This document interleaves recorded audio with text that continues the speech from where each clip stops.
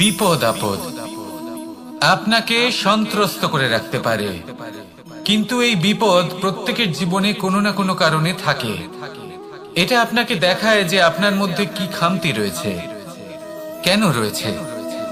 এই বিপদ হলো সেই মাধ্যম যার দ্বারা আপনি নিজের দুর্বলতাকে নিজের শক্তিতে পরিবর্তন করতে পারেন। একটা ফুলের দিকে তাকান। একটা ফুল তার বুকে যখন একটা সূচ বিধে এপার ওপার হয়ে যায়, শুধু তখনই আমাদের প্রভুর জন্য ফুলের মালা তৈরি করা যায়। সেই জন্য কখনোই বিপদকে ভয় পাবেন না, তার থেকে দূরে পালাবেন না, একে স্বাগত জানান। বোঝার চেষ্টা করুন এই বিপদ কেন আছে। যদি বিপদকে বুঝতে পারেন তবেই জীবনকে বুঝতে পারবেন। যদি জীবনকে বুঝতে পারেন তবে এই বিপদকে সম্পদে পরিণত করতে পারবেন। আসুন আর আমার সাথে ভালোবেসে বলুন, রাধা রাধা। কখনো কখনো মনে এই ভাবনা আসতেই পারে যে ঈশ্বর আজ পর্যন্ত এত রূপে অবতীর্ণ হয়েছেন, এতবার এই পৃথিবীতে এসেছেন, তারপরেও এই সংসারে কোথাও না কোথাও এই পাপ বসবাস করে। এটার কারণ কি? এটার কারণ আমরা স্বয়ংই। যখন কোনো ব্যক্তি এই পৃথিবীর পথপ্রদর্শন করে, এই সংসারকে উচিত দিশা দেখায়, এই সংসারের মঙ্গল করে, আমরা সেই ব্যক্তিকে মানুষ থেকে ঈশ্বর বানিয়ে ফেলি। সেই ব্যক্তির পতন স্বয়ং আমাদের হাতেই হয়ে যায়, কারণ সেই ব্যক্তি তার শ্বাস প্রশ্বাসের জন্য হয় না। সেই ব্যক্তি হলো সেই ভাবনা যা সে এই সংসারকে প্রদান করেছে। আমরা সেই ব্যক্তির ভাবনাটারই অন্ত করে দিই। এটা উচিত নয়। আমরা ওনাকে প্রভু মেনে নিই। প্রভু মানার পর আমরা ওনার কাছে প্রার্থনা করি, হে প্রভু আমাদের সাহায্য করুন। যদি উনি প্রভুও হন, তাও উনি পৃথিবীতে এসেছেন মনুষ্য রূপে। যা কর্ম করেছেন, যা শক্তি প্রাপ্ত করেছেন, এই দেহ থেকেই প্রাপ্ত করেছেন। আপনাদের এটা বোঝানোর জন্য যে এই কাজ আপনিও করতে পারেন। যারা সৎ আত্মা থাকেন তাদের জন্য সর্বশ্রেষ্ঠ শ্রদ্ধাঞ্জলি হলো এটাই যে আপনি তাদের পদচিহ্ন অনুসরণ করে চলুন। না ওনাদের স্মরণে থাকুন, না পুষ্পের মালা ওনাদের চরণে রাখুন, বরং তাদের ভাবনাকে অনুসরণ করে সেই ভাবনা নিয়ে এগিয়ে চলুন। এটা না শুধু আপনার জন্য, বরং সমগ্র সংসারের জন্য লাভদায়ক। তাহলে এটাই করুন আর আমার সাথে ভালোবেসে বলুন, রাধা রাধা। যখন কঠোর রোদে আমাদের শরীর উত্তপ্ত হয়ে যায়, আমরা গরম অনুভব করি, তখনই যদি বর্ষা হয় আর বৃষ্টির জলের ফোঁটা আমাদের শরীরে এসে পড়ে, তখন কেমন অনুভূতি হয়? বর্ষার এই জলের ফোঁটা যখন ধরিত্রীতে পড়ে, তখন যে নাদ উৎপন্ন হয়, মনে হয় যেন এক সঙ্গীত। এমন এক সঙ্গীত যা স্থিরতার সাথে আমাদের বুঝিয়ে দেয় যে এই সূর্যের উত্তাপ, এই রোদ, তা চিরকালের জন্য থাকবে না। সূর্যের কিরণের যতই তেজ থাকুক, যখন বর্ষা আসবে এই রোদের কিরণকে শীতল করবে। সূর্যের তেজ যতই বেশি হোক না কেন, কখনো না কখনো কালো মেঘ আসবে আর সূর্যকে ঢেকে দেবে। অর্থাৎ এই প্রকৃতি আমাদের শিক্ষা দেয় যে কারোর প্রকাশ, যে কারোর মেধা চিরকাল টিকে থাকে না। এবার যদি কথা বলি অন্ধকারের বিষয়ে, তবে রাত্রির কালো অন্ধকারকে একটা জোনাকির আলো পরাজিত করে। অর্থাৎ অন্ধকারও চিরকালের জন্য বজায় থাকে না। এটা কি আমরা বুঝলাম? তবে আপনাদের দুটো সহজ প্রশ্ন করব। জীবনে যখন কিছুই আপনাদের সাথে চিরকাল থাকবে না, তাহলে অহংকার কি নিয়ে? আর জীবনে যদি প্রত্যেক দুঃখ, বিপদ, সমস্যা একটা সময় পর আপনাকে ছেড়ে চলে যায়, তাহলে পরাজয় মানবেন কেন? এই দুশ্চিন্তা ত্যাগ করুন, এই অহংকার ত্যাগ করুন, আসক্তি ত্যাগ করুন আর আমার সাথে ভালোবেসে বলুন, রাধা রাধা। পুরুষার্থ। শাস্ত্রে 4 ধরনের পুরুষার্থের কথা বলা হয়েছে। প্রথম হলো ধর্ম। আপনি কি জানেন এই ধর্ম আসলে কি? আপনার কি মনে হয় ধর্ম আসলে কি? কোনো বিশেষ ঈশ্বরকে মানাই কি ধর্ম বলা হয়? নাকি কোনো বিশেষ রীতি পালন করাই হলো ধর্ম? নাকি কোনো বিশেষ সাহিত্যকে সর্বশ্রেষ্ঠ মনে করাই হলো ধর্ম? না, ধর্ম হলো সেটা যাকে ধারণ করা যেতে পারে। আর ধারণ শুধু সেটাই করা যায় যা পবিত্র। পবিত্র শুধু তাকেই বলা হয় যা নিঃস্বার্থ, যার মধ্যে শাসন করার কোনো ইচ্ছে নেই, যা সরলভাবেই প্রবাহমান, জল এবং বায়ুর মতো। যখন কোনো ব্যক্তি ধর্মকে ধারণ করেন এবং সেই ধর্ম সেই ব্যক্তিকে রক্ষা করে, তখন তাকে ধর্ম বলা হয়। ধর্ম যা রক্ষা করে অহংকার থেকে, খারাপ চিন্তার হাত থেকে। সেই জন্য পুরুষার্থ গড়ে তোলার আগে, ধর্ম পালন করার আগে ধর্মের প্রকৃত অর্থ কি সেটা বুঝে নিন। এটা জেনে রাখুন যে সমস্ত ধর্মের আধার, সমস্ত ধর্মের ভিত শুধুমাত্র ভালোবাসা। আসুন আর এই ভালোবাসার সাথেই বলুন রাধা রাধা। জীবনে শিখরে পৌঁছানোর জন্য মানুষের কি প্রয়োজন হয়ে থাকে? সিঁড়ির। কিন্তু তাও প্রত্যেক মানুষ, প্রত্যেক ব্যক্তি শিখরে পৌঁছতে পারেন না। এর কারণ কি? কারণ একটা হতে পারে যে মানুষ কল্পনা করতে থাকেন কিন্তু সিঁড়ি খুঁজে পান না। কিছু মানুষ খুঁজে নেন কিন্তু তা পেয়ে এতটাই প্রসন্ন হয়ে যান যে তারপর আর কোনো কর্মই করেন না। খুব সোজা ব্যাপার। অনেক মানুষ সিঁড়ি খুঁজে পান না, আর যদি পেয়েও যান তাও যতক্ষণ না তাতে চড়ছেন সেই শিখরে পৌঁছবেন কি করে? যতক্ষণ না আপনি পরিশ্রম করছেন, যতক্ষণ না সেই সিঁড়িতে আপনি চড়ছেন, যতক্ষণ না ক্লান্ত হচ্ছেন, আপনার পায়ে হাঁটুতে ব্যথা না হচ্ছে, ততক্ষণ এই শিখরে পৌঁছানোর সৌভাগ্য লাভ করতে পারবেন না। তাহলে কল্পনার সাথে কর্ম করুন, পরিকল্পনার সাথে পরিশ্রম করুন, সব কিছু পাবেন। আসুন আমার সাথে ভালোবেসে বলুন রাধা রাধা। সমস্যা, কঠিন সময়, সংকট, বিপদ কার জীবনে নেই? প্রত্যেকের জীবনে আছে। কিন্তু আমাকে একটা কথা বলুন, যদি নৌকায় ঢেউকে ভয় পেতে শুরু করে তাহলে সাগর পার করবে কে? কখনো কোনো ছোট্ট পিঁপড়েকে দেখেছেন যে আকারে হয়তো ছোট হতে পারে কিন্তু বড় শিক্ষা দিয়ে যায়? কিন্তু আমরা শিখি না। এবার দেখুন একটা পিঁপড়েকে যে ভোজনের খোঁজে বাইরে বের হয়, একটা ছোট্ট দানা তুলে নেয়। ছোট দানা তোলে কারণ তার থেকে বেশি সে তুলতেই পারবে না। সে দানা নিয়ে চলতে শুরু করে, কোনো দেওয়ালে উঠে পড়ে, আবার পড়েও যায়। সেই দানা দূরে কোথাও একটা পড়ে যায়, তা আবার খোঁজে, তুলে নেয়, আবার চলতে থাকে। পড়ে যায় আবার ওঠে, পড়ে যায় আবার ওঠে। সেই দানাটা রেখে দেয়, আবার বেরিয়ে পড়ে ভোজনের খোঁজে। পরিশ্রম করতে থাকে কিন্তু হার মানে না। এই শিক্ষাই তো আমাদের প্রাপ্ত করতে হবে। নিরন্তর পরিশ্রম আর নির্ভীক হয়ে কর্ম করে যেতে হবে।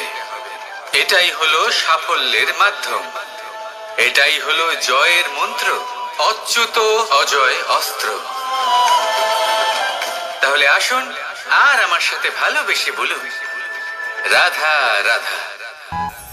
মানুষের মানসিকতা এমন হয় যে সে যতটা করে আশা করে যে তার থেকে অনেক বেশি তার বদলে সে পাবে।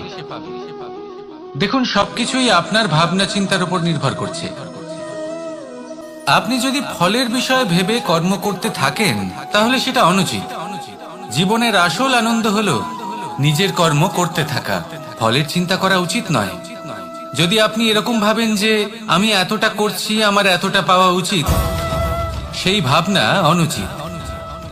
যদি আপনি সেবার মানসিকতা নিয়ে কর্ম করতে থাকেন, কর্মচক্রে প্রবাহিত হন, যদি আপনি এমন ভাবনা রাখেন যে আমি এতটা পাচ্ছি তাই এর থেকে অনেক বেশি আমি কর্ম করব, তাহলে নিশ্চিত রূপে আপনি যতটা করছেন তার থেকে অনেক বেশি আপনি পাবেন।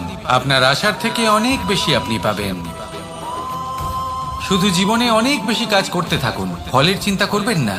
আর মনে রাখবেন, এই ভাবনাই সব থেকে বড় বীজ। কর্মের উপর বিশ্বাস রাখুন, জীবনে যা যা আপনি চান সবই সুখময় হবে। আসুন আর আমার সাথে ভালোবেসে বলুন, রাধা রাধা। আমরা সকলেই কামনা করি, আমরা সবাই সেটা প্রাপ্ত করতে চাই যা আজ পর্যন্ত কেউ প্রাপ্ত করেনি, সেটা পেতে চাই যা আজ পর্যন্ত কেউ পেতে পারেনি, সেটাই কাছে রাখতে চাই যা আজ পর্যন্ত কখনো আমরা পাইনি। এবার সেটা কিভাবে করা যেতে পারে? যদি আপনি সেটা প্রাপ্ত করতে চান যা আজ পর্যন্ত আপনি কখনো পাননি, তাহলে আপনাকে সেটা করে দেখাতে হবে যা আজ পর্যন্ত আপনি কখনো করেননি। সেই চেষ্টা করতে হবে যা আজ পর্যন্ত কখনো করেননি, সেই পরিশ্রম করতে হবে যা আজ পর্যন্ত কখনো করেননি। তবেই আপনি সেটা পাবেন যা আজ পর্যন্ত কখনো পাননি। কারণ যেমন বীজ বপন করবেন তেমনই অঙ্কুর আপনি লাভ করবেন। আসুন আর আমার সাথে ভালোবেসে বলুন, রাধা রাধা। মানুষ কতটা বিচিত্র হতে পারে। সব সময় স্বপ্ন দেখতে থাকে যে কাল আমি এটা করব, কাল আমি ওটা শুরু করব, কাল আমি ওটা সম্পন্ন করব। এই যে কাল শব্দটা, এই কাল অত্যন্ত বিচিত্র এক শব্দ। আমরা সব সময় এটাকে আসতে দেখতে পাই, কিন্তু এটা আসাতে বর্তমানে পরিণত হয়। আবার আজ নতুন কাল দেখতে পাই, তার জন্য অপেক্ষা করি, যখন সেটা সামনে আসে বর্তমানে পরিণত হয়। এই কাল সব সময় একটা মিথ্যে সান্ত্বনা দেয় যে সে আসছে, কিন্তু সে কখনোই আসে না। যেটা আপনার হাতে রয়েছে তা হলো আজ, বর্তমান। তাই যা করার আছে, যা সম্পন্ন করতে চান, যা শুরু করতে চান, আজ করুন, বর্তমানে করুন। কারণ আজ আপনি যা করবেন সেটাই আপনার ভবিষ্যৎ নির্ধারিত করবে। ভবিষ্যতের বিষয় ভাবতে থাকলে ভবিষ্যৎ সুন্দর হবে না। আজ কর্ম করতে হবে। তাই আজ বর্তমানে জীবনযাপন করুন, কর্ম করুন, আর আমার সাথে ভালোবেসে বলুন, রাধা রাধা। কথায় আছে, যখন আপনি যুদ্ধক্ষেত্রে দাঁড়িয়ে তখন শত্রুকে পিঠ দেখিয়ে পালিয়ে যাওয়া বা পিছু হটে যাওয়া অত্যন্ত অনুচিত যুদ্ধ নীতি হয়। কথায় আছে যে শ্রেষ্ঠ যুদ্ধ নীতি হলো সেটাই যেখানে আপনি অস্ত্র হাতে নিয়ে এগিয়ে যান, সাহসের সাথে যুদ্ধ করে শত্রুকে পরাস্ত করে ফিরে আসেন। আর সেটাই আমি করেছিলাম। তখন মহাভারত রচনা হয়েছিল, কারণ তখন ধর্ম রক্ষা করা আবশ্যক ছিল। কিন্তু এমনও একটা সময় ছিল যখন আমি যুদ্ধ থেকে পালিয়েছি, কারণ তখন প্রজাদের সুরক্ষা বেশি গুরুত্বপূর্ণ ছিল। আমার গায়ে যুদ্ধ বিমুখ হবার কলঙ্ক লাগিয়েছিল। কিন্তু ঠিক আছে, আমি সেটাই করেছিলাম যেটা প্রয়োজনীয় ছিল। শ্রীরামও লঙ্কা গিয়ে রাবণকে হত্যা করার পূর্বে 4 মাস ধরে অপেক্ষা করেছিলেন। অপেক্ষায় ছিলেন কবে সেই সেতু সম্পন্ন হবে। তারপরে গিয়ে রাবণকে পরাস্ত করলেন, তাকে বধ করলেন। জীবনে কখনো কখনো থেমে যাওয়া বা পিছু হটে যাওয়া কার্যকর হতে পারে। এটা প্রত্যেক সময়ের উপরে নির্ভর করে। শত্রু যে কেউ হতে পারে, যখন খুশি আক্রমণ করতে পারে। কোনো মানুষ হতে পারে, আবার কোনো দানবও হতে পারে। আমাদের নিজেদের মানসিকতা হতে পারে, কোনো অসুখ হতে পারে, মহামারীও হতে পারে। সেক্ষেত্রে সেটাই করুন যেটা উচিত মনে হয়। দেখুন, প্রত্যেকবার নারায়ণ তো আপনাকে সাহায্য করতে আসবেন না। অনেক সময় মানুষকে নিজেকেই সেই বাধার সম্মুখীন হয়ে তাকে পরাস্ত করতে হয়। আর এমনিতেও কথায় আছে যে প্রত্যেক নরের মধ্যে নারায়ণ আছেন। তাই অন্তরের নারায়ণকে জাগ্রত করুন, আর যা সমস্যা আছে তাকে সমাপ্ত করে ফেলুন, তা সে যতই পিছু হটে করতে হোক না কেন। আসুন আর আমার সাথে ভালোবেসে বলুন, রাধা রাধা। মানুষ সত্যের সাথে অবগত হবার জন্য ব্যাকুল হয়ে থাকে, চিরকাল চেষ্টা করতে থাকে। জন্ম থেকেই তার মনে এই ইচ্ছে জাগ্রত হয় সত্যিটা কি সেটা জানতে। এবার এই ইচ্ছে, এটা পূর্ণ কিভাবে করা যেতে পারে? কারণ মনে হয় যে জ্ঞান অর্জন করলেই এই ইচ্ছে পূর্ণ হতে পারে। তাই কেউ কেউ জ্ঞানের পেছনে ছুটতে থাকেন। কেউ এটা ভাবেন যে এই ইচ্ছে পূর্ণ করা যেতে পারে ধন আর শক্তির দ্বারা, তাই তারা ধন আর শক্তি প্রাপ্ত করতে চান। কেউ আবার ভাবেন যে অন্তরের মন্থন দ্বারা এটা সম্ভব হতে পারে। এবার এটাও সত্যি যে মন্থন করলে অমৃত লাভও সম্ভব হতে পারে।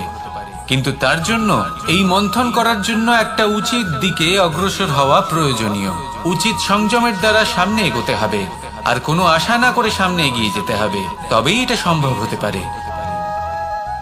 একটা বাদ্যযন্ত্রের কথা ভেবে দেখা যাক। তার থেকে সুর তখনই নির্গত হয় যখন তার তারগুলি ঠিক করে বাঁধা হয়।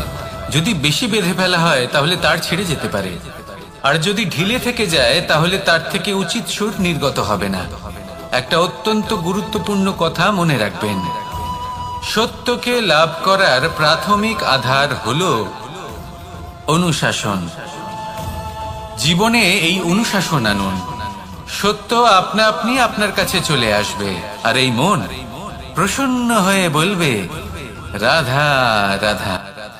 মানুষের দুটো রূপ রয়েছে, এক আমাদের এই মুখ যা শুধুই চোখে দেখা যায়, আর দ্বিতীয় আমাদের এই মন যা শুধুমাত্র অন্তরাত্মা দ্বারা দেখা যায়। এবার আমাদের এই মুখ তা ঈশ্বর সকলকেই আগে থেকেই প্রদান করেছেন, কিন্তু এই মন কেমন হবে তা আমাদের জীবনের অনুভূতি এবং আমাদের জীবনের লক্ষ্য এগুলি সুনিশ্চিত করে।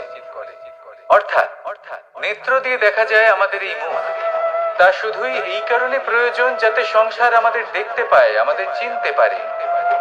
কিন্তু যদি এই সংসারে আপনি প্রকৃত অর্থে মান সম্মান লাভ করতে চান, তাহলে নিজের অন্তরাত্মাকে আপনাকে বিকশিত করতেই হবে। দেখুন, কথায় আছে এই যে অসুর, তা শারীরিকভাবে উপস্থিত নয়, তা মনের মধ্যে থাকে। যদি এই মন থেকে অসুরকে বের করে দেওয়া যায়, তাহলে শরীরে তা উপস্থিত থাকবেই না। তাই মনকে শুদ্ধ করুন আর আমার সাথে ভালোবেসে বলুন রাধা রাধা। পরিশ্রম, এই শব্দগুলি শুনতে হয়তো ছোট মনে হয়, কিন্তু এর মূল্য অনেকটাই অধিক। এবার প্রয়াসও কিন্তু দুই ধরনের হয়। একটা প্রয়াস তাই যা আমরা নিজের মন থেকে, অন্তর থেকে সমগ্র শক্তি দিয়ে করার চেষ্টা করি। এবারে এই প্রয়াস প্রচেষ্টার নামান্তর। কিছু প্রয়াস এমন হয় যেমন দ্রুতক্রীড়া খেলা। মানুষ বলেন আজ একটু প্রয়াস করি, একটু দ্রুতক্রীড়া খেলেই দেখি, যদি বিজয়ী হই তবে ভালো ব্যাপার, যদি না হই তবে আর কখনো খেলবো না। এটাও কিন্তু প্রয়াস, কিন্তু এই প্রয়াস পরিশ্রম নয়। পাণ্ডবদের দেখুন, ওনারা যখন পরিশ্রম করেছিলেন তখন খাণ্ডবপ্রস্থকেও ইন্দ্রপ্রস্থ বানিয়েছিলেন। দ্রুতক্রীড়া খেললেন, সেই মুহূর্তেই ইন্দ্রপ্রস্থ হারিয়ে ফেললেন। পরিশ্রম করলেন, সগৌরবের রাজা হলেন। দ্রুতক্রীড়া খেললেন, তখন এক মুহূর্তে রাজা থেকে নিঃস্ব হয়ে গেলেন। সারমর্ম এটাই যে দ্রুতক্রীড়া কখনো কখনো আপনার মিত্র হতে পারে, কখনো সে আপনাকে বিজয়ী করতে পারে, কিন্তু প্রয়াস এবং পরিশ্রম যখন একসাথে মিলিত হয় তখন তা সর্বদাই আপনার সাথে থাকে। প্রয়াস করতে থাকুন, পরিশ্রম করতে থাকুন, আর আমার সাথে ভালোবেসে বলুন রাধা রাধা। কখনো কোনো বাগানের কোনো বৃক্ষকে দেখেছেন যেখানে সুগন্ধি ফুল থাকে, রসালো ফল থাকে? তখন মন প্রফুল্ল হয়ে ওঠে, মন থেকে সেই বৃক্ষের প্রতি ভালোবাসা জন্মায়। কিন্তু যিনি বাগানের মালিক, শুধুমাত্র তিনিই জানেন যে কিভাবে এই বৃক্ষকে আগলে রাখতে হয়, কিভাবে তার পরিচর্যা করলে এতে সুন্দর সুগন্ধি ফুল হবে, রসালো ফল হবে। কখনো কখনো প্রয়োজনের থেকে বেশি রোদ পেলে এই বৃক্ষগুলি শুকিয়ে যায়, প্রয়োজনের থেকে কম রোদ পেলেও এই বৃক্ষ কিন্তু শুকিয়ে যায়। প্রয়োজনের থেকে কম জল যদি পায় এই বৃক্ষ শুকিয়ে যেতে পারে, প্রয়োজনের থেকে অতিরিক্ত জল যদি পায় তখনও এই বৃক্ষের শিকড়গুলি নষ্ট হয়ে যেতে পারে। এবার এটাই কিন্তু আমাদের সংসারের সাথেও হয়। আমাদের সংসারের সকল প্রতিভাশালী ব্যক্তি, যেমন লেখক, বিচারক, প্রবক্তা, যোদ্ধা, এদের সবার ক্ষেত্রে এই কথাটাই প্রযোজ্য। যদি বেশি প্রশংসা করা হয় তাহলেও এরা হারিয়ে যাবে। প্রয়োজনের থেকে বেশি যদি নিন্দা করা হয় তখনও তারা নত হয়ে পড়বেন। তাহলে আপনি এদের রক্ষা করুন এবং নিজেদেরও। মনে রাখবেন একটা কথা, জেনে রাখুন কখন কোন নিন্দায় আপনি লজ্জিত হবেন না, আর কখন কোন প্রশংসার দ্বারা নিজের মধ্যে অহংবোধ জাগ্রত করবেন না। এই মন সুপ্রসন্ন হয়ে বলবে, রাধা রাধা। আমাদের গৃহে অনেক কক্ষ রয়েছে, কিন্তু এমন কি আছে যে একটাই থাকে? আমাদের গৃহের দ্বার। এমন কেন হয়? অনেক দ্বার তো থাকতেই পারে। ভেবে দেখুন, একটা বিশাল ভবন রয়েছে, তার চতুর্দিকে অনেক দ্বার আছে। ভালোই হবে, যাতায়াত করতে সুবিধা হবে, কিন্তু এমন আমরা কেন করি না? এবার আপনি বলবেন যে এটার উত্তর তো সহজ। যতগুলো দ্বার থাকবে ততজন দ্বারপালও থাকবে। কে কখন কোথা থেকে আসবে, কোথায় চলে যাবে সেদিকে খেয়াল থাকবে না। চুরির সম্ভাবনাও বেড়ে যাবে। যাক, এই বিষয় অন্তত আপনি বোঝেন। সেই জন্য আপনার গৃহে একটাই দ্বার রয়েছে। কিন্তু আপনার মনের বিষয় কি জানেন? আপনার মনেও কি কোনো দ্বার আছে? নেই। তার মানে যে কোনো ব্যক্তি যেখান থেকে খুশি আসতে পারে, আর আপনার মনে যা খুশি প্রবেশ করিয়ে চলে যেতে পারে। কোনো বাধার সম্মুখীন না হয়ে কোনো ব্যক্তি আপনার মনে যা কিছু প্রবেশ করিয়ে চলে যাবে, তা সে আমাদের পক্ষে শুভ হোক, অশুভ হোক, বা যতই ঘাতক হোক না কেন। সেই ভাবনা হতে পারে বাসনাময়, ক্রোধে পরিপূর্ণ, মতভেদে পরিপূর্ণ, বিদ্বেষ বা অহংকারে পরিপূর্ণ, বা কোনো ব্যর্থ ভাবনা হতে পারে। বিশ্বের যে কোনো ভাবনা মনে এসে বসবাস করতে পারে। এবার মনে যা ভাবনা থাকবে, মন সেটাই অনুভব করবে। নেতিবাচক ভাবনা যদি মনে ঘর করে, মন সুখ অনুভব কি করে করবে? সেই জন্য আবশ্যক হলো মনের মাঝে ইতিবাচক সত্তার দ্বার গড়ে তোলা। অর্থাৎ কোনো ভাবনা যদি আসে এবং ইতিবাচক হয়, তাহলে তাকে মনে প্রবেশ করতে দিন। যদি তা আপনাকে আর্থিক, সামাজিক, পারিবারিক, আধ্যাত্মিক লাভ দেয়, তাহলে তাকে প্রবেশ করতে দিন। যদি না দেয়, যদি তা নেতিবাচক ভাবনা হয়, তাকে দ্বার থেকেই আবার ফিরিয়ে দিন। জীবনে শিখরে পৌঁছানোর জন্য মানুষের কি প্রয়োজন হয়ে থাকে? সিঁড়ির। কিন্তু তাও প্রত্যেক মানুষ, প্রত্যেক ব্যক্তি শিখরে পৌঁছতে পারেন না। এর কারণ কি? কারণ একটা হতে পারে যে মানুষ কল্পনা করতে থাকেন কিন্তু সিঁড়ি খুঁজে পান না। কিছু মানুষ খুঁজে নেন, কিন্তু তা পেয়ে এতটাই প্রসন্ন হয়ে যান যে তারপর আর কোনো কর্মই করেন না। খুব সোজা ব্যাপার। অনেক মানুষ সিঁড়ি খুঁজে পান না, আর যদি পেয়েও যান, তাও যতক্ষণ না তাতে চড়ছেন, সেই শিখরে পৌঁছবেন কি করে? যতক্ষণ না আপনি পরিশ্রম করছেন, যতক্ষণ না সেই সিঁড়িতে আপনি চড়ছেন, যতক্ষণ না ক্লান্ত হচ্ছেন, আপনার পায়ে হাঁটুতে ব্যথা না হচ্ছে, ততক্ষণ এই শিখরে পৌঁছানোর সৌভাগ্য লাভ করতে পারবেন না। তাহলে কল্পনার সাথে কর্ম করুন, পরিকল্পনার সাথে পরিশ্রম করুন, সব কিছু পাবেন। আসুন আমার সাথে ভালোবেসে বলুন, রাধা রাধা। সমস্যা, কঠিন সময়, সংকট, বিপদ কার জীবনে নেই? প্রত্যেকের জীবনে আছে। কিন্তু আমাকে একটা কথা বলুন, যদি নৌকায় ঢেউকে ভয় পেতে শুরু করে, তাহলে সাগর পার করবে কে? কখনো কোনো ছোট্ট পিঁপড়েকে দেখেছেন, যে আকারে হয়তো ছোট হতে পারে, কিন্তু বড় শিক্ষা দিয়ে যায়? কিন্তু আমরা শিখি না। এবার দেখুন একটা পিঁপড়েকে, যে ভোজনের খোঁজে বাইরে বের হয়, একটা ছোট্ট দানা তুলে নেয়। ছোট দানা তোলে কারণ তার থেকে বেশি সে তুলতেই পারবে না। সে দানা নিয়ে চলতে শুরু করে, কোনো দেওয়ালে উঠে পড়ে, আবার পড়েও যায়। সেই দানা দূরে কোথাও একটা পড়ে যায়, তা আবার খোঁজে, তুলে নেয়, আবার চলতে থাকে। পড়ে যায়, আবার ওঠে, পড়ে যায়, আবার ওঠে। সেই দানাটা রেখে দেয়, আবার বেরিয়ে পড়ে ভোজনের খোঁজে। পরিশ্রম করতে থাকে, কিন্তু হার মানে না। এই শিক্ষাই তো আমাদের প্রাপ্ত করতে হবে। নিরন্তর পরিশ্রম আর নির্ভীক হয়ে কর্ম করে যেতে হবে। এটাই হলো সাফল্যের মাধ্যম। এটাই হলো জয়ের মন্ত্র, অচ্যুত অজয় অস্ত্র। তাহলে আসুন আর আমার সাথে ভালোবেসে বলুন, রাধা রাধা। আকাঙ্ক্ষা কখন লোভে পরিণত হয়ে যায় তা কেউ বলতে পারে না, এবার তার পরিণাম কি হতে পারে তাও আমরা কেউ জানি না। আজ আমি আপনাকে বলছি, কোনো ব্যক্তি সব থেকে বেশি ক্ষতির সম্মুখীন তখনই হয় যখন সে এটা মনে করে যে সে সব থেকে বেশি সুরক্ষিত স্থানে রয়েছে। সে ভাবে যে সে সেখানে সুরক্ষিত রয়েছে। সে তখন অসাবধান হয়ে পড়ে, আর তখনই তাকে জীবনের সব থেকে বড় ক্ষতির সম্মুখীন হতে হয়। নিঃস্ব হয়ে যাওয়ার পরিস্থিতি কোনো মানুষের জীবনে তখনই আসে যখন তার কাছে প্রচুর সম্পত্তি থাকে এবং সে তার থেকেও অনেক বেশি সম্পত্তি অর্জন করতে চায়। সেই অনেক বেশি সম্পত্তি অর্জন করার চেষ্টায় সে এমন কিছু করে বসে যার ফলে তাকে সমস্ত সম্পত্তি হারাতে হতে পারে।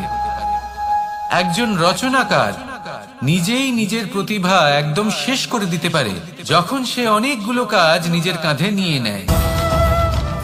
একটা গুরুত্বপূর্ণ কথা সবসময় মনে রাখবেন, আজ আপনি যেখানেই থাকুন না কেন, যেমনই যে কোনো স্থানেই থাকুন না কেন, এর পেছনে আপনার আকাঙ্ক্ষার একটা বিশাল ভূমিকা রয়েছে।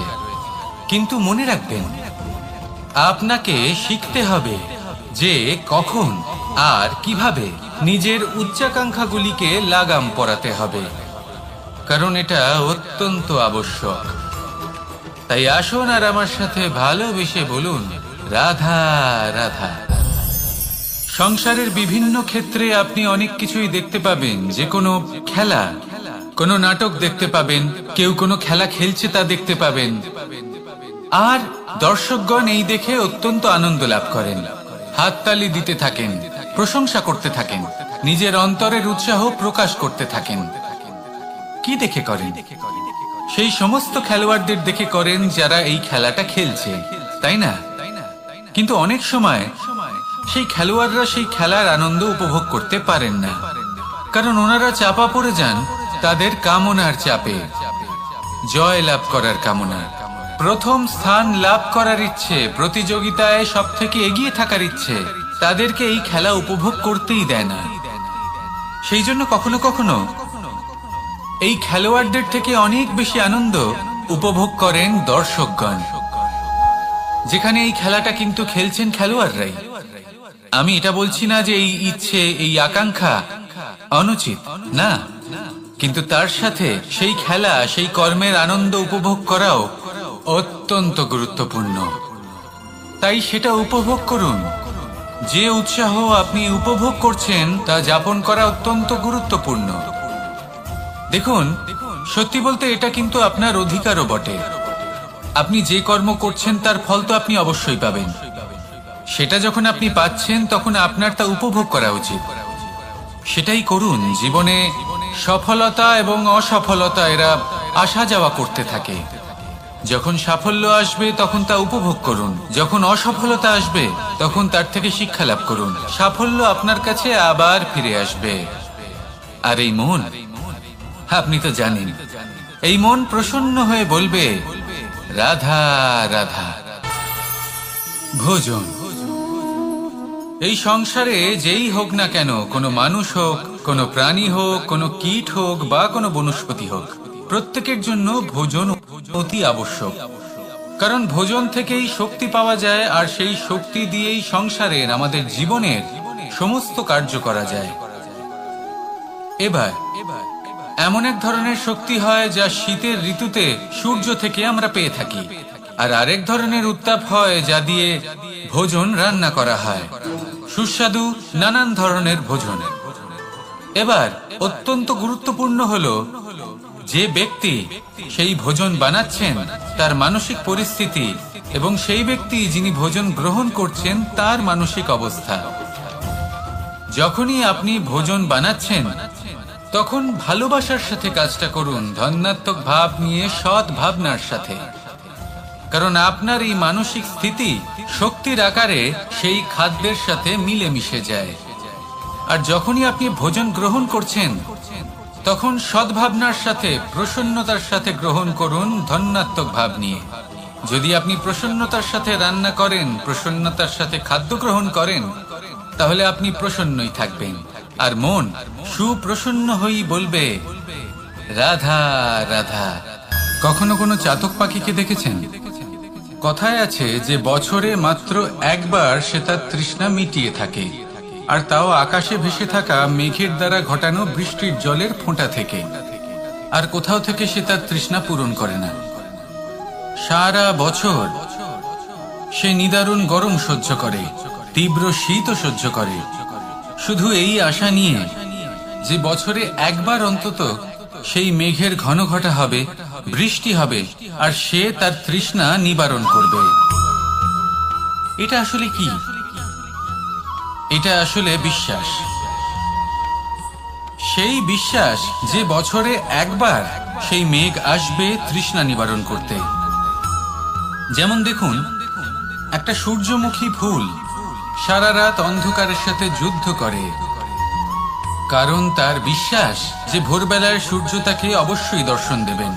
সেটাও বিশ্বাস ছিল যার উপর ভরসা করে মনু একটা নৌকা নিয়ে বেরিয়ে পড়েছিলেন এবং সমস্ত সৃষ্টিকে প্রলয়ের হাত থেকে বাঁচিয়েছিলেন।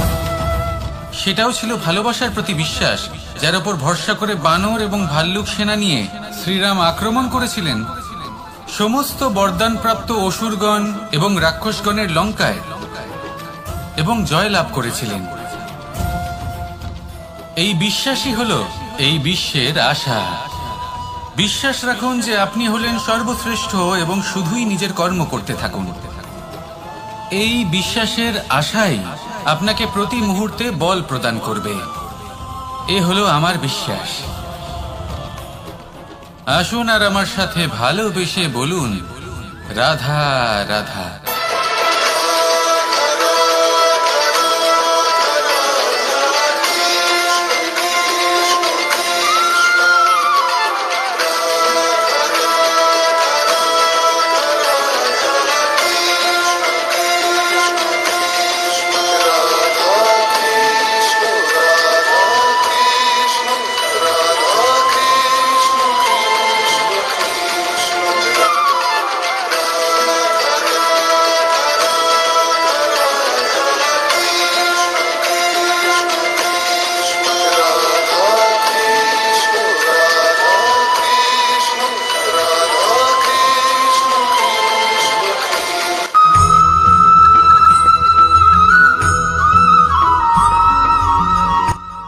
রাত্রে আমরা সুখ নিদ্রা লাভ করি, আমরা স্বপ্ন দেখি, ভবিষ্যতের পরিকল্পনা করি, খুব ভালো লাগে।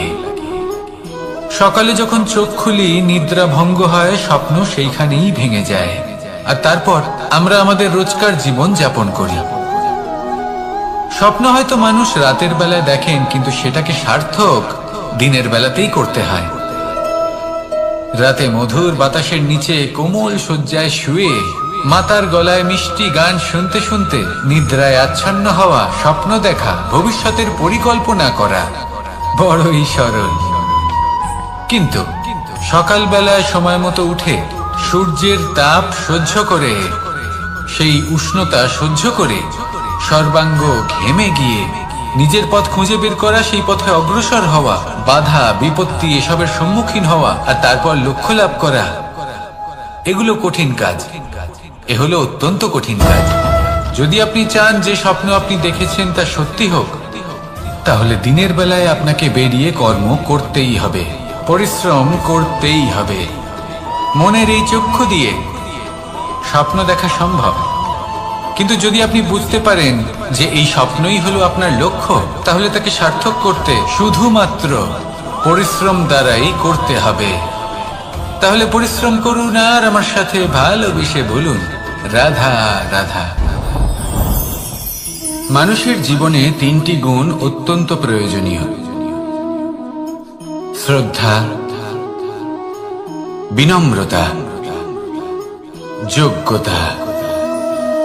যদি জ্ঞান লাভ করতে চান তাহলে শ্রদ্ধার প্রয়োজন, যদি মান লাভ করতে চান তাহলে স্বভাবে বিনম্র হওয়া প্রয়োজন, আর যদি মনোবাঞ্ছিত স্থান লাভ করতে চান তাহলে যোগ্যতার প্রয়োজন। বিষয়টা সহজ। শ্রদ্ধা আপনাকে জ্ঞান দেবে, নম্রতা আপনাকে মান, আর যোগ্যতা উচিত স্থান দেবে। কিন্তু যদি আপনি এই তিনটি গুণ সম্মিলিত করেন, তাহলে এমন কিছু লাভ করবেন যা এই সব কিছুর থেকে অনেক ঊর্ধ্বে। সম্মান, আর এ হলো সেই সম্মান যা প্রত্যেক মানুষের নিজের জীবনে লাভ করতে চেষ্টা করা উচিত। কারণ এই হলো সেই সম্মান যার কারণে আপনি চলে যাওয়ার পরেও এই সংসার আপনাকে ভালোবাসবে আর মনে রাখবে। আসুন আমার সাথে ভালোবেসে বলুন, রাধা রাধা। আকাঙ্ক্ষা কখন লোভে পরিণত হয়ে যায় তা কেউ বলতে পারে না। এবার তার পরিণাম কি হতে পারে তাও আমরা কেউ জানি না। আজ আমি আপনাকে বলছি, কোনো ব্যক্তি সব থেকে বেশি ক্ষতির সম্মুখীন তখনই হয় যখন সে এটা মনে করে যে সে সব থেকে বেশি সুরক্ষিত স্থানে রয়েছে। সে ভাবে যে সে সেখানে সুরক্ষিত রয়েছে। সে তখন অসাবধান হয়ে পড়ে, আর তখনই তাকে জীবনের সব থেকে বড় ক্ষতির সম্মুখীন হতে হয়। নিঃস্ব হয়ে যাওয়ার পরিস্থিতি কোনো মানুষের জীবনে তখনই আসে যখন তার কাছে প্রচুর সম্পত্তি থাকে এবং সে তার থেকেও অনেক বেশি সম্পত্তি অর্জন করতে চায়। সেই অনেক বেশি সম্পত্তি অর্জন করার চেষ্টায় সে এমন কিছু করে বসে যার ফলে তাকে সমস্ত সম্পত্তি হারাতে হতে পারে। একজন রচনাকার নিজেই নিজের প্রতিভা একদম শেষ করে দিতে পারে যখন সে অনেকগুলো কাজ নিজের কাঁধে নিয়ে নেয়। একটা গুরুত্বপূর্ণ কথা সবসময় মনে রাখবেন, আজ আপনি যেখানেই থাকুন না কেন, যেমনই যে কোনো স্থানেই থাকুন না কেন, এর পেছনে আপনার আকাঙ্ক্ষার একটা বিশাল ভূমিকা রয়েছে। কিন্তু মনে রাখবেন, আপনাকে শিখতে হবে যে কখন আর কিভাবে নিজের উচ্চাকাঙ্ক্ষাগুলিকে লাগাম পরাতে হবে, কারণ এটা অত্যন্ত আবশ্যক। তাই আসুন আর আমার সাথে ভালোবেসে বলুন, রাধা রাধা। অনেক সময় আমরা জীবনে অনেক মানুষকে এমন বলতে শুনে থাকি যে আমি অসফল হয়েছি কারণ আমার সময় ভালো যাচ্ছিল না। আমি এই জিনিসটা লাভ করতে চাইছিলাম কিন্তু করতে পারলাম না কারণ আমার সময়টা ভালো যাচ্ছিল না। আমি আমার জীবনে ওই মহান কাজটা করতে চাইছিলাম কিন্তু করতে পারলাম না। কেন? কারণ আমার সময়টা ভালো যাচ্ছিল না। কিন্তু যে মুহূর্তে ভালো সময় আমার জীবনে আসবে আমি সব কিছু প্রাপ্ত করব। এমন প্রায় প্রত্যেকেই বলেন। আসুন একটা কথা বোঝা যাক। একজন মালিকে দেখুন, সে প্রত্যেক দিন গাছের সেবা করে, তাকে জল দেয়, তার যত্ন আত্তি করে। কেন? প্রত্যেক দিন সেই গাছ ফল দেয় না। সঠিক সময় এলে তবেই সেই গাছ ফল দেয়, কিন্তু প্রত্যেক দিন মালি তার সেবা করে, তাকে যত্ন করে। শুধুমাত্র তখন করে না যখন সেই গাছ ফল দিতে সক্ষম। আর যদি মালি গাছের যত্ন প্রতিদিন না করে তাহলে হয়তো সেই গাছ ফল দিতেই পারবে না। এটাই হলো আমাদের জন্য একটা শিক্ষা। যখন সময় আমাদের জন্য অপেক্ষা করে না তখন আপনি সময়ের জন্য কেন অপেক্ষা করছেন? ভালো সময়ের জন্য অপেক্ষা করবেন না। ভালো এবং শুভ কর্ম দ্বারা ভালো সময়কে নিজের কাছে টেনে আনুন। নিরন্তর কর্ম করুন, পরিশ্রম করতে থাকুন। শুভ সময় আপনা থেকেই আপনার কাছে আসবে। আসুন আমার সাথে ভালোবেসে বলুন, রাধা রাধা। মানুষের এই সংসারে জীবনযাপন করার জন্য কিছু জিনিসের প্রয়োজন পড়ে। এমন কিছু আবেগ, এমন কিছু বস্তু আছে যেগুলো তার প্রয়োজন হয়। কিন্তু সব থেকে বেশি যে জিনিসটা তার প্রয়োজন হয় সেটা হলো সম্মানের। আমাদের ভালো লাগে যখন কেউ আমাদের সম্মান করে। আমরা কাউকে সম্মান করলে তারও সেটা ভালো লাগে। কিন্তু আপনি দেখবেন যে সংসারে বেশিরভাগ মানুষ দুটি মাপদণ্ডের ভিত্তিতে সম্মান করেন, হয় বয়স দেখে করেন বা উপার্জন দেখে, অর্থাৎ সেই ব্যক্তি কতটা উপার্জন করেন। এবার ভেবে দেখুন, এটা আবশ্যক নয় কারোর বয়স যদি বেশি হয় তার বুদ্ধিও ততটাই বেশি হবে। আবশ্যক এটাও নয় যে কোনো ব্যক্তি যদি অত্যন্ত ধনী হন বা তার মনও নির্মল হবে বা তিনি সৎকর্ম করবেন বা এমন কোনো কর্ম করবেন যাতে উনি সম্মান লাভ করতে পারেন। হতে পারে উনি ধনী কিন্তু দুশ্চরিত্র। সেই জন্য বয়স বা উপার্জন দেখে কোনো ব্যক্তিকে সম্মান করবেন না। কর্ম দেখুন। যদি গভীরভাবে ভেবে দেখেন তাহলে দেখবেন যদি কোনো মানুষ কোনো সৎকর্ম করেন তাহলে তার প্রতি হৃদয় থেকে সম্মান জাগ্রত হয়। এটাই হলো সেই সম্মান যা অর্জন করতে হবে। বয়স আজ আছে, কাল আরো বৃদ্ধি পাবে। উপার্জন আজ আছে, কাল সেটা কমে যেতেও পারে। কিন্তু যদি আপনি নিরন্তর শুভকর্ম করতে থাকেন তাহলে আপনি মৃত্যুর পরেও অমর হয়ে থাকবেন। আসুন আমার সাথে ভালোবেসে বলুন, রাধা রাধা। পাপ এবং পুণ্য, এই দুই হলো সংসারের এমন দুই বিন্দু যাকে কেন্দ্র করে এই সংসারের চক্র ঘুরতে থাকে। আমরা যদি কোনো কর্ম বিচার করি, হয় পুণ্য নয় পাপের দৃষ্টিভঙ্গি দিয়ে, এটা হয় পুণ্য না হলে পাপ। কিন্তু এই পাপ এবং পুণ্য এই দুই নির্ভর করে প্রত্যেক মানুষের ওপর, তার চিন্তাধারা, তার পরিস্থিতির ওপর। ধরুন এমন একজন মানুষ যিনি অনেক দিন ধরে বনে পথ হারিয়েছেন, অনেক দিন হয়তো উনি কোনো খাবার খাননি। এবার এমন পরিস্থিতি চলে এসছে যে এবার যদি উনি খাবার না খান তাহলে হয়তো জীবিতই থাকবেন না।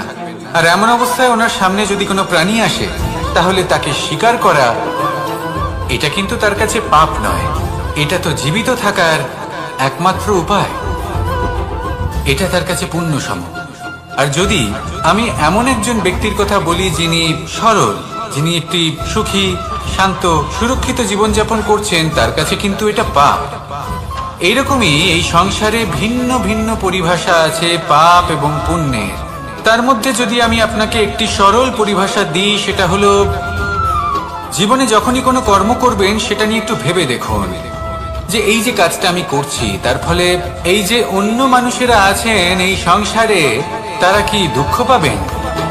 যদি তারা দুঃখ পান তাহলে সেটা পাপ। যদি আপনি এমন কোনো কর্ম করেন যার ফলে অন্যরা প্রসন্নতা লাভ করেন, তাদের মুখে হাসি ফুটে ওঠে, যদি তারা প্রেরিত হন, জীবনে সামনে এগোতে পারেন, তাদের বিকাশ হয়, তাহলে এটা হলো পুণ্য।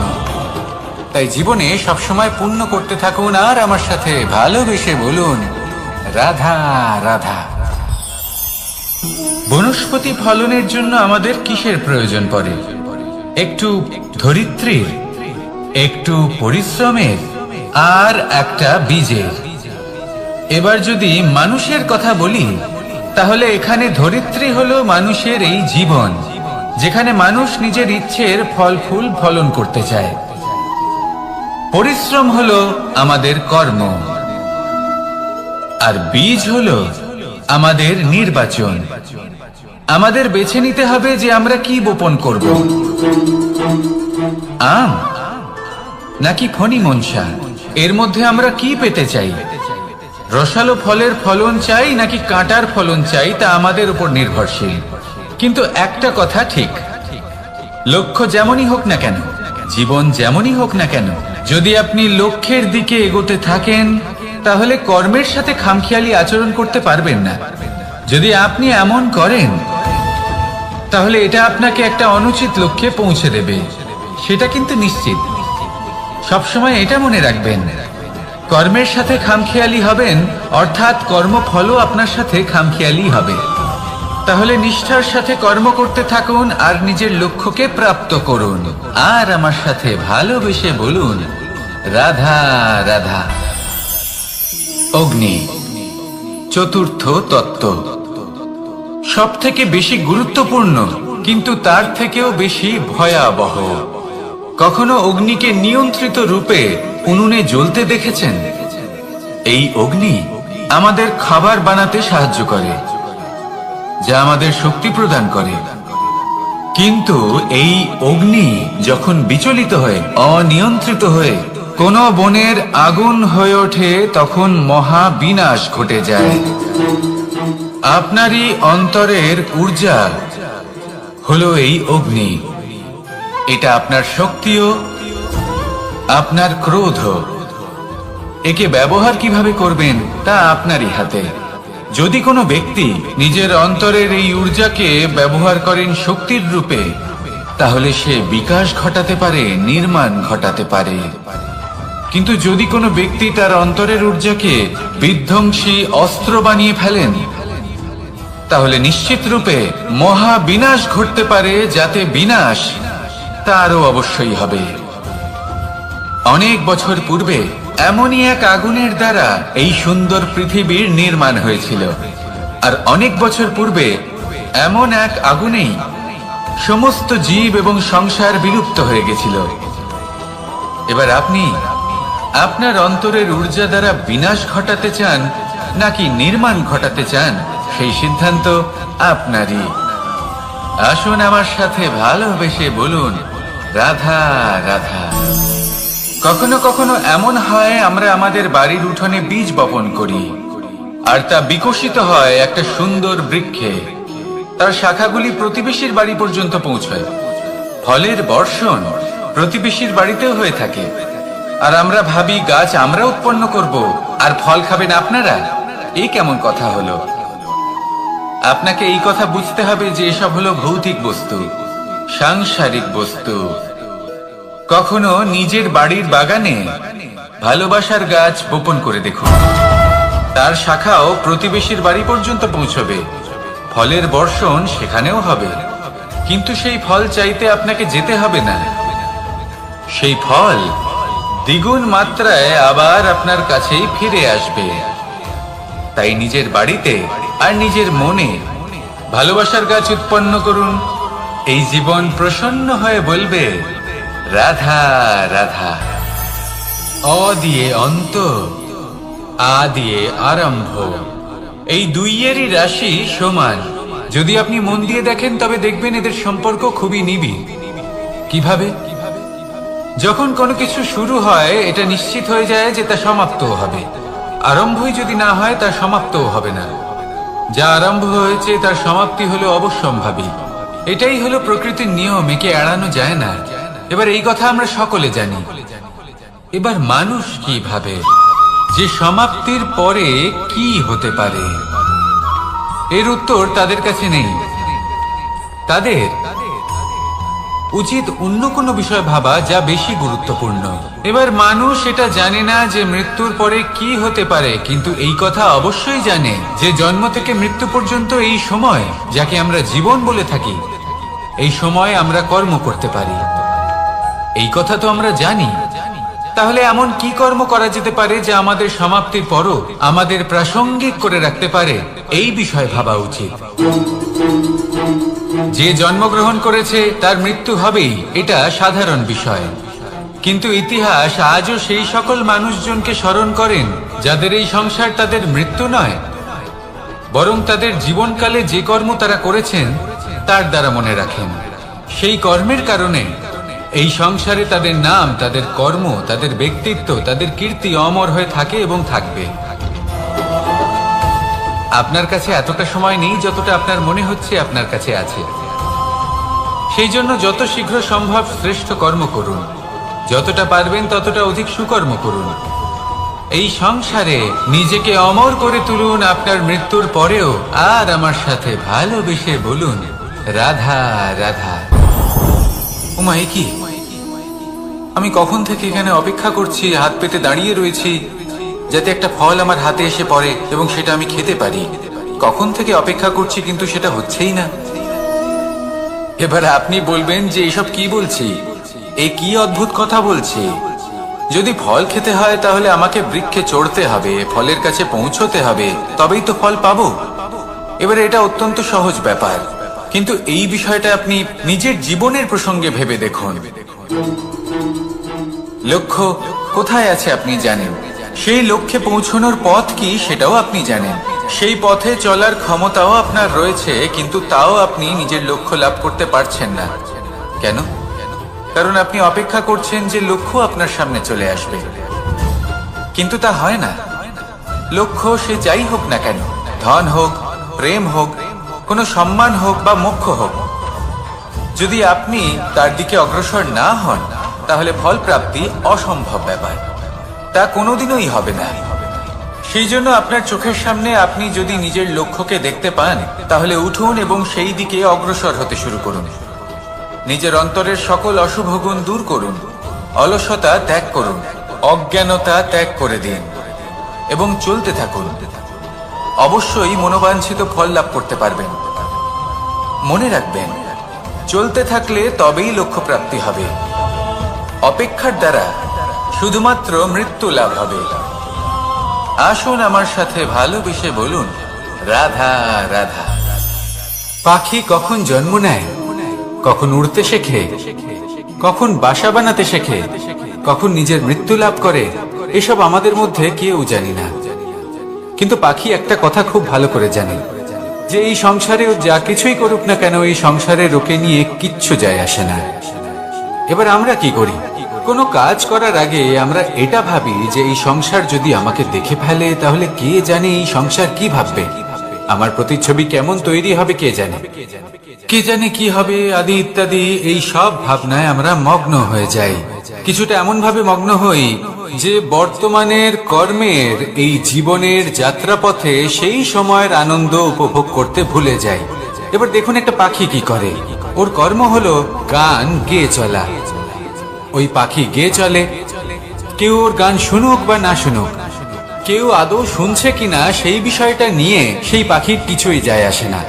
সেই পাখি নিজের কর্ম করতে থাকে। হয়তো সেই জন্যই আপনি কখনো কোনো পাখিকে কাঁদতে দেখবেন না। এরকমই আপনাকে নিজেকে গড়ে তুলতে হবে। প্রথমে নিজেকে জিজ্ঞেস করুন, এই যে কর্ম আমি করতে চলেছি সেটা কি উচিত? যদি আপনার মনে হয় সেটা উচিত, তাহলে সেটা প্রমাণ করুন। এটা ভাববেন না যে এই সংসার কি ভাববে। আসুন আর আমার সাথে ভালোবেসে বলুন, রাধা। বনের মধ্যে যদি আপনি কোনো বিষাক্ত সাপ দেখেন, তাহলে কি করবেন? আপনি তখনই তার থেকে দূরে পালাতে চেষ্টা করবেন। আর এটা কেন করবেন? নিজের রক্ষার্থে। এই কথা আমি নয় মেনে নিলাম, কিন্তু নিজের জীবনে এটা করেন না কেন? আপনি যেখানেই যান, যে স্থানেই যান না কেন, প্রত্যেক সময় প্রত্যেক মুহূর্তে এমন বিষাক্ত সাপ আপনি অবশ্যই খুঁজে পাবেন। আর সেই সাপ নয় যাদের আপনি বনে খুঁজে পাবেন, এরা হলো সেই সাপ যা আপনাকে পাপ করতে বাধ্য করবে। আপনার অন্তরের বাসনা, ক্রোধ, অহংকার, লোভ, ঈর্ষা এদের বৃদ্ধি ঘটাবে। দেখুন, বনের এই সাপ আপনাকে একবার ছেড়ে দিতেও পারে, ছোবল নাও মারতে পারে, কিন্তু এই যে পাপরূপী সাপ আছে তা অবশ্যই ছোবল মারবে। কর্ম যদি করেন তাহলে অবশ্যই ফল পাবেন। সেই জন্য যখনই কোথাও যাবেন, যদি এমন কাউকে দেখেন, যদি এমন কিছু দেখেন যে আপনাকে পাপ করতে বাধ্য করছে, তাহলে সেই মুহূর্তে সেখান থেকে পালিয়ে যান। যেমন বনের সাপ দেখে আপনি পালাতে থাকেন। সৎকর্মের রক্ষা অত্যন্ত আবশ্যক। আসুন আর আমার সাথে ভালোবেসে বলুন, রাধা রাধা। যদি কোনো সিংহ বানরের মতো গাছে চড়তে চেষ্টা করে, তাহলে কি হবে? একটা মাছ যদি মাটিতে হাঁটতে চেষ্টা করে, তাহলে কি হবে? তারা বিফলই হবে।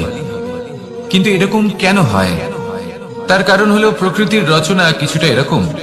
এখানে প্রত্যেকটি ব্যক্তিকে, প্রত্যেকটি প্রাণীকে আলাদা আলাদা গুণের অধিকারী করা হয়েছে এবং সকলকে একটা সীমাও প্রদান করা হয়েছে। এবার এই যে বৃক্ষ, পশু, পাখি, এদের মধ্যে সেই ক্ষমতাই নেই যে এরা নিজেদের যাচাই করতে পারবে, নিজেদের সীমাগুলো বুঝতে পারবে, নিজেদের সদ্গুণগুলো চিনতে পারবে। এরা সেটা করতে পারবে না। কিন্তু মানুষ তো আলাদা। মানুষের কাছে সেই বিশেষ শক্তি আছে যে তারা পূর্ণরূপে নিজেদের যাচাই করতে পারবে, নিজেকে পূর্ণরূপে বুঝতে পারবে, নিজের দোষ, নিজের অপগুণ, নিজের সদ্গুণ, নিজেদের সীমাগুলো তারা বুঝতে পারবে। আর এটা অত্যন্ত গুরুত্বপূর্ণ। কথায় আছে যে যদি সাফল্য লাভ করতে হয়, তাহলে নিজেকে যাচাই করে নিতে হবে। তাই নিজেকে যাচাই করুন, নিজের সাথে পরিচিত হয়ে যান এবং জীবনে কর্ম করতে থাকুন। সাফল্যের শিখরে অবশ্যই পৌঁছে যাবেন। আর ওখানে যদি যান, তাহলে এই মন প্রসন্ন হয়ে অবশ্যই বলবে, রাধা রাধা। অন্ধকারাচ্ছন্ন রাত্রি যদি এসে থাকে, তাহলে আলোকিত প্রকাশ নিয়ে সূর্যও অবশ্যই আসে। রোগ যদি এসে থাকে, তাহলে তার ওষুধও অবশ্যই আসে। সমস্যা যদি আসে, তাহলে সেই সমস্যার সমাধানও নিজে থেকেই আমাদের কাছে চলেই আসে। এই সংসার, এই জীবনের শুধুমাত্র একটাই নিয়ম আছে, আর তা হলো এটাই, এই সংসার হলো একটা চক্রের মতো। এতে শাশ্বত বলে কিছু নেই, নিত্য বলে কিছু নেই। আর যা কিছুই রয়েছে সব বদলাতে চলেছে। যদি আপনার জীবনে দুঃখ থাকে, সমস্যা থাকে, যদি আপনি বিপদ দ্বারা আচ্ছন্ন, তাহলে মনে রাখবেন সবকিছু বদলে যেতে চলেছে। দুঃখের সময় কাঁদবেন না, মনকে আরো দুঃখী করে তুলবেন না, কারণ এখানে যা কিছুই এসেছে তা যাওয়ার জন্যই এসেছে। তাহলে এত চিন্তা কিসের? আনন্দ সহকারে জীবন যাপন করুন, আর আমার সাথে ভালোবেসে বলুন, রাধা রাধা। রাত্রিবেলায় যখন আলোকিত জোনাকিদের দেখেন তখন মন প্রসন্ন হয়ে ওঠে। এদের দেখতে খুবই সুন্দর লাগে। আর এমন ঠিক কেন হয়? প্রথম হলো এটাই যে রাতের বেলায় চতুর্দিক অন্ধকারাচ্ছন্ন থাকে। এমত অবস্থায় যদি আমরা কোথাও একটু প্রকাশ দেখি তাহলে সেটাই আশার কিরণের ন্যায় মনে হয়। সেই প্রকাশই আমাদের মন প্রসন্ন করে তোলে। আর সেই জন্য যে সকল মানুষ রাতের বেলায় কোনো জোনাকি দেখতে পান তারা প্রসন্ন হয়ে যান। এবার কখনো কখনো জীবনে আমাদের মনে হয় যে চতুর্দিকে শুধুমাত্র অন্ধকারই হয়ে আছে। প্রত্যেকেরই তা কখনো মনে হয়। আর তখনই আমাদের নিরাশ হলে চলবে না, আমাদের দুঃখী হলে চলবে না। সেই সময় আমাদের খুঁজতে হবে নিজেদের আশেপাশে, চতুর্দিকে আর কোথাও না কোথাও আমরা প্রকাশ অবশ্যই দেখতে পাবো। আশার একটা কিরণ অবশ্যই দেখতে পাবো। কেউ এমন একটা কর্ম করেন যেটা দেখে আমরা প্রেরিত হয়ে যাই। আর এমন কোন কর্ম যদি আপনারা করেন তাহলে সেই কর্ম আপনার মনকে প্রসন্ন ভাব, আনন্দ এবং ভালোবাসা দ্বারা ভরিয়ে তুলবে। আপনার অন্তরে সেই অন্ধকারের অন্ত করবে, দুঃখেরও অন্ত করবে। আর এই মন প্রসন্ন ভাব নিয়ে বলবে, রাধা রাধা। মনুষ্য জীবনের সব থেকে বেশি গুরুত্বপূর্ণ বিষয় হলো মনের একাগ্রতা। এই সংসারের যে কটি মহান কার্য সম্পাদন হয়েছে তা হলো মনের এই একাগ্রতার একমাত্র ফল।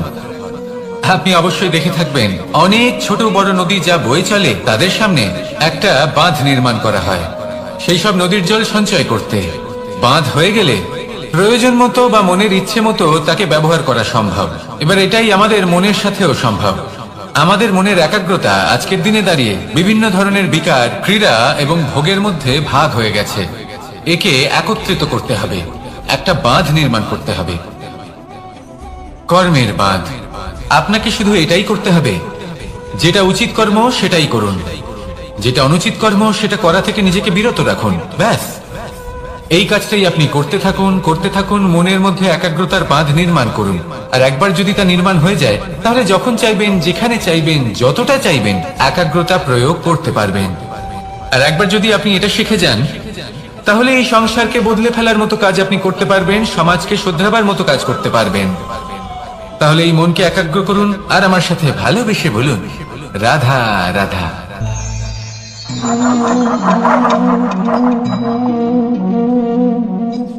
কোন ব্যক্তিকে নিশ্চয়ই দেখেছেন যিনি নিজে কাঠ কাটার এই কাজে নিপুণ এবং অভিজ্ঞ।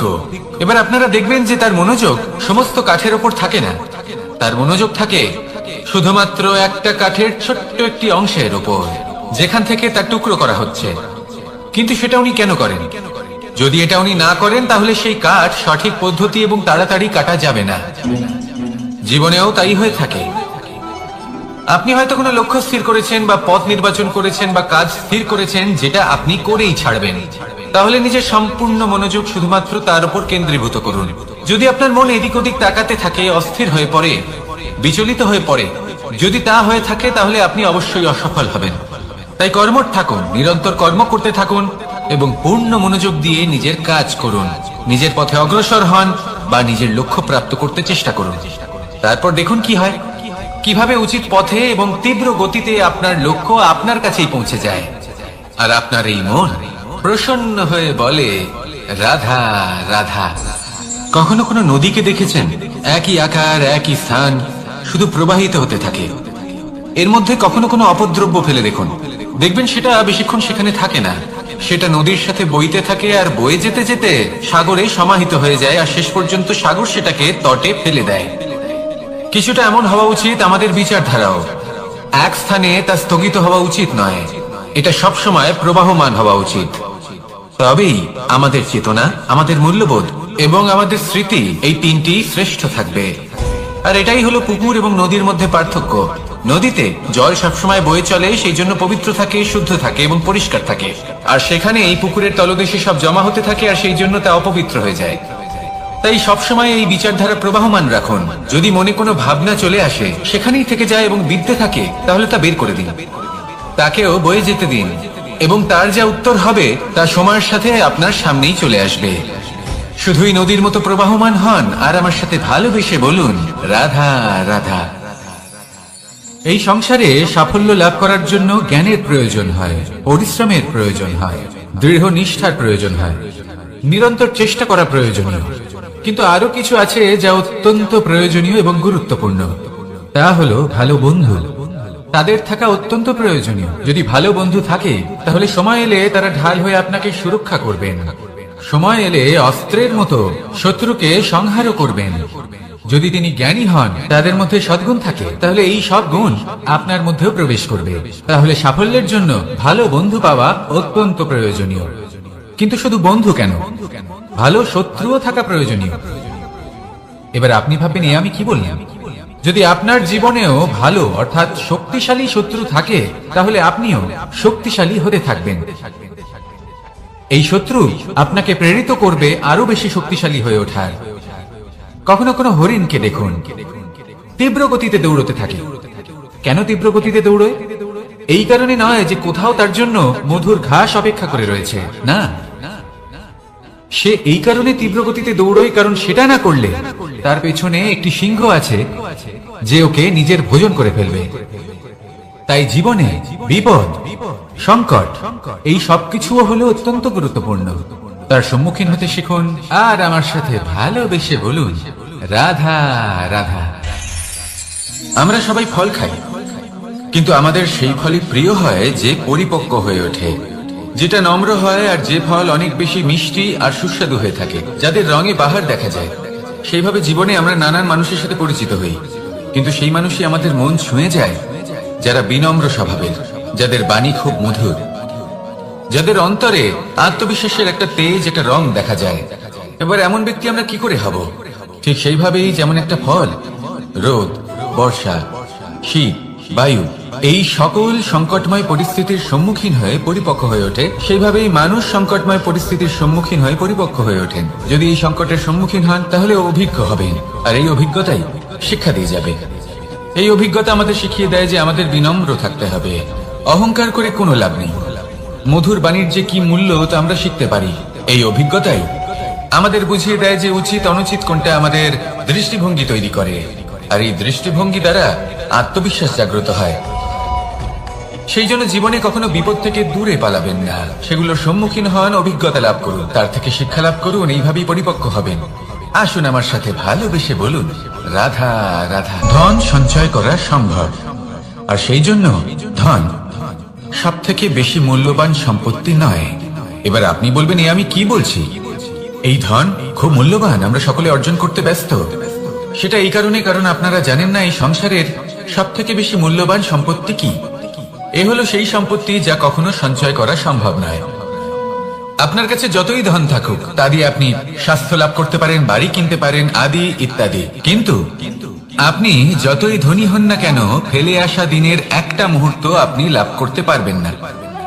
এই একটা মুহূর্ত, এই সময়, এটাই হলো সংসারের সব থেকে মূল্যবান সম্পত্তি। একবার চলে গেলে তা কখনোই ফিরে আসে না। আর এই মুহূর্ত যতই চলে যাক না কেন, আমরা স্মৃতির মাধ্যমে সেগুলি যাপন করতে পারি, তার আনন্দ উপভোগ করতে পারি, আর যার সাথে আমরা সময় অতিবাহিত করেছি তার স্মৃতিতে আমরা চিরকাল জীবিত থাকতে পারি। সেই জন্য সময় সব থেকে মূল্যবান সম্পত্তি, তাকে এইভাবে নষ্ট করবেন না। প্রত্যেকটা মুহূর্ত উপভোগ করুন, আনন্দ করুন, আর ভালোবেসে বলুন, রাধা রাধা। কনক, কি সুন্দর একটা শব্দ। এর অনেকগুলো রূপ রয়েছে, অনেকগুলো অর্থ রয়েছে। প্রথম অর্থ হলো স্বর্ণ, অর্থাৎ সম্পত্তি। দ্বিতীয় অর্থ ধুতুরা, অর্থাৎ গাছের ছোট একটা বীজ যা কিনা অত্যন্ত শক্তিশালী হয়।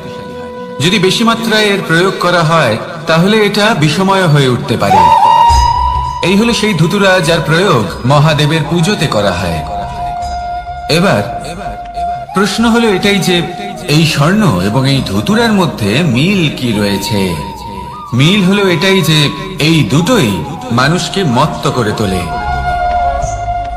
ধুতুরা মানুষকে তখন মত্ত করে যখন তাকে সেবন করা হয়, কিন্তু স্বর্ণ, ধন, সম্পত্তি, মানুষ সেটা যতটাই অর্জন করে নেয় সেটাই যথেষ্ট। এই স্বর্ণ মানুষের ভাবনা চিন্তা করার ক্ষমতাকে বশ করে ফেলে।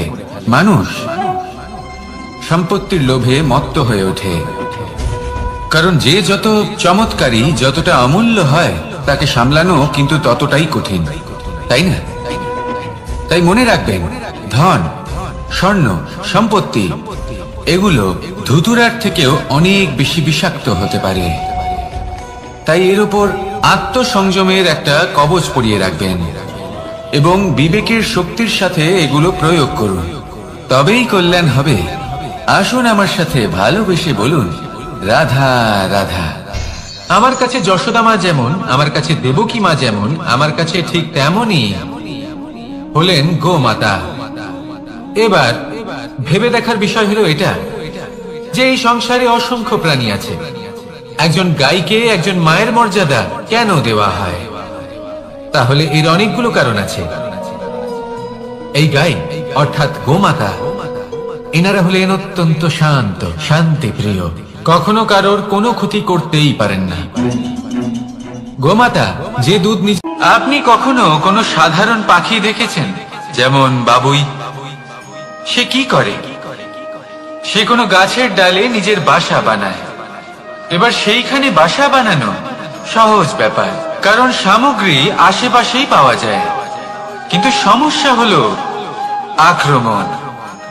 কোনো সাপ বা অন্য কোনো পশু ওর বাসাতে ওর সন্তানদের উপর না আক্রমণ করে বসে, এই ভয়ে তার সব সময় থাকে।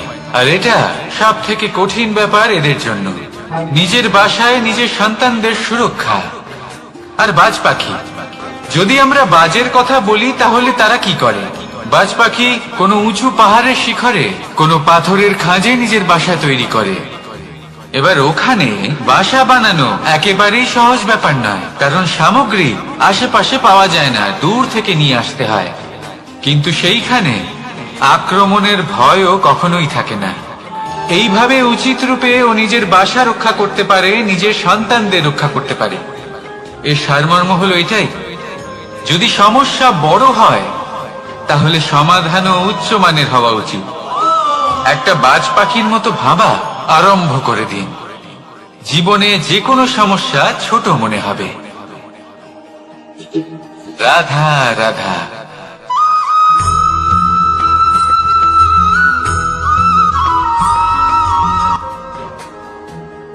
ভাগ করে নেওয়া বা বন্টন করা প্রত্যেক মানুষের জীবনে অবশ্যই হয়ে থাকে, আর অনেক সময় এটা জীবনে অতি আবশ্যক হয়ে পড়ে। কিন্তু ভাগ করার মনোকামনা তার থেকেও বেশি গুরুত্বপূর্ণ হলো যে কোন ঘটনার আধারে এই বাটোয়ারা হলো।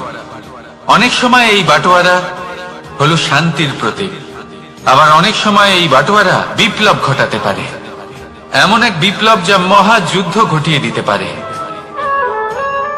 দেখুন, বাটোয়ারা সম্পত্তির হোক বা হোক ভিক্ষা, শিক্ষা কিন্তু একটাই। জীবনে অনেক সময় বাটোয়ারা দরকার হতে পারে, কিন্তু যতদূর সম্ভব তা এড়িয়ে চলুন, একসাথে মিলে এগিয়ে চলুন। কারণ দেখুন, এই যে বাটোয়ারা ভাগ করে দেয়, আর সেখানেই একতা আপনাকে অগ্রসর করে। তাহলে আপনিও এটাই করুন, একসাথে মিলে সামনে এগোন, আর আমার সাথে ভালোবেসে বলুন, রাধা রাধা।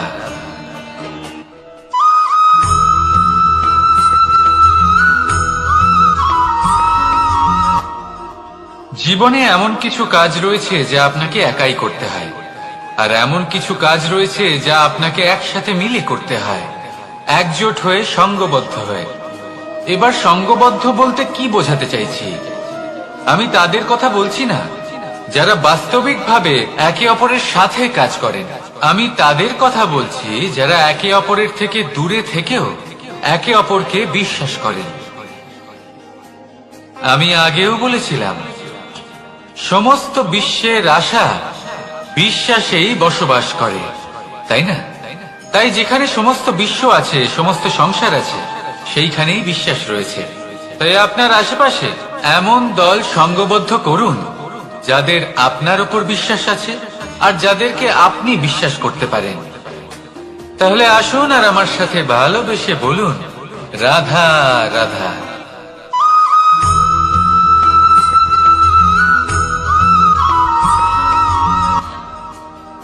যখন একজন ভক্ত এবং তার ভগবান এক আকার ধারণ করেন, যখন একজন ভক্ত নিজের ভগবানের প্রতি নিজের জীবনের লক্ষ্যের প্রতি সম্পূর্ণরূপে সমর্পিত হয়ে যান, তখন জন্মগ্রহণ করে ভক্তি। আর তখন সংসারের সমস্ত আশা তিনি ত্যাগ করতে পারেন। সমস্ত আশা শেষ হতে পারে, কিন্তু মানুষের সঙ্গ ভক্তি কখনো ত্যাগ করে না। যখন ভক্ত ও ভগবান এক আকার ধারণ করেন, এক হয়ে যান, তখন রথী এবং সারথীর মধ্যে কোনো পার্থক্য থাকে না। তারাও এক হয়ে যান। একটাই ব্যক্তিত্ব, একটাই অস্তিত্ব। আর সেই জন্যই কখনো কখনো রথীর আদেশ ছাড়াই সারথী রথ চালিয়ে দেন, আবার কখনো সারথীর পরামর্শ ছাড়াই রথী আক্রমণ করে ফেলেন। এ তো শুধুমাত্র আরো একটা গুণ সেই সারথীর মধ্যে, যিনি ধর্ম স্থাপনার মহান কাজে আমার সারথী হতে চলেছেন। তাহলে আসুন আমার সাথে ভালোবেসে বলুন, রাধা রাধা।